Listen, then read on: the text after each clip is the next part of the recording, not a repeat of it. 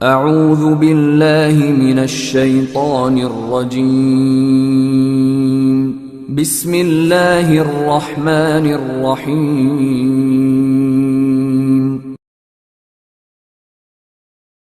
ایک دفعہ کا ذکر ہے، ایک شخص جنگل میں راستہ بھول گیا تھا۔ وہ بھوک و پیاس کی حالت میں کسی ایسی جگہ کی تلاش میں تھا کہ کوئی گھر یا کوئی جھونپڑی نظر آ جائے تاکہ کم از کم کچھ کھانے کو مل جائے۔ چنانچہ کچھ دیر بعد اس کو دور سے ایک گھر نظر آیا۔ امید کی کرن نظر آئی۔ وہ شخص جلدی اس گھر کے دروازے پر پہنچا اور دروازے پر دستک دی۔ اندر سے ایک عورت نے کہا، کون ہے؟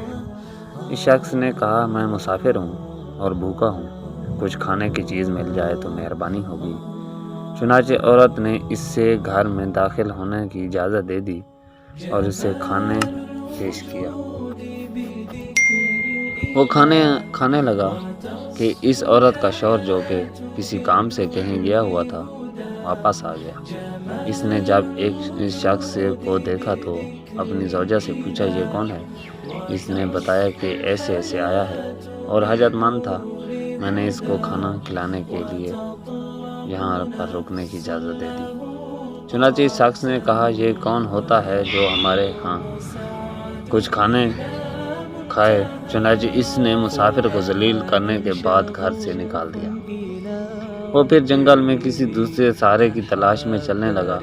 کچھ ہی دیر بعد اسے ویسا ہی دوسرا گھر نظر آ گیا۔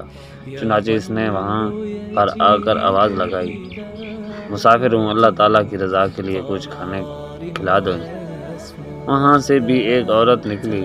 اس نے اس شخص کو ذلیل و خوار کر کے کہا کہ جاؤ یہاں سے، ہم کیوں دیں تمہیں کچھ؟ وہ مسافر شرمندہ ہوا اور مایوس ہو کر جانے لگا۔ اس عورت کا شوہر آ گیا۔ اس نے اپنی زوجہ سے پوچھا کہ یہ کون ہے اور کیا کہہ رہا تھا؟ عورت نے کہا کہ ایسے کہہ رہا تھا۔ میں نے کہا، جاؤ پھر، ہم کیوں وہ کھلائیں کسی کو اور کو کھانا؟ یہ شوہر نے اس مسافر کو واپس بلایا، گھر میں بٹھایا، کھانا کھلایا۔ وہ مسافر بہت حیران ہوا۔ اس نے اپنے میزبان سے کہا کہ مجھے یہ بات بہت پریشان کر رہی ہے کہ میں جس پہلے گھر میں گیا تھا وہاں پر مجھے عورت نے اچھی طرح سے کھانا پیش کیا اور مسافر کو کی طرح میری مدد کی کوشش، مگر اس کے خاوند نے مجھے ذلیل و خوار کر کے بھگا دیا۔ آپ وہاں کی زوجہ محترمہ نے بالکل اسی شخص کے جیسا رویہ اختیار کیا اور بھگا دیا، اور آپ نے اس عورت جیسا رویہ اختیار کیا۔ اس شخص نے کہا، پہلے تم جس گھر میں داخل ہوئے تھے وہ میری بہن تھی جس نے تمہیں کھانا کھانے کے لیے دیا، اور وہ شخص جس نے تمہیں وہاں سے نکال دیا وہ میری بیوی کا بھائی ہے، اور ان دونوں نے تمہارے ساتھ وہی سلوک کیا جو ان کی تربیت اور فطرت میں شامل تھا، اور میں نے اور میری بہن نے تمہارے ساتھ وہی سلوک کیا جو ہماری تربیت اور فطرت میں تھے۔ سبق: اس حکایت سے یہ معلوم ہوتی ہے کہ ہم اپنے گھر سے ہی اصل ادب و احترام سیکھتے ہیں، جو ہمارے گھر کا کلچر ہوتا ہے۔